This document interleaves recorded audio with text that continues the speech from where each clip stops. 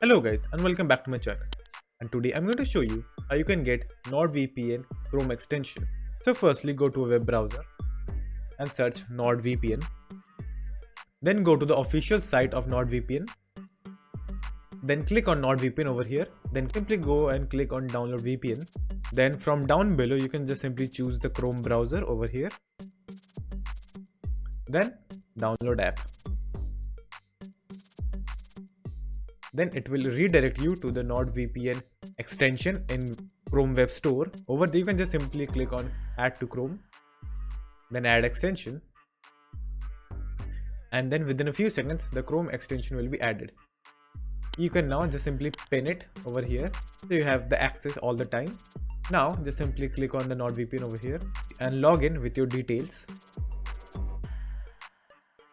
And now the extension is accessible, and now to use the extension I can simply choose any country of my liking, or I can just simply click on quick connect.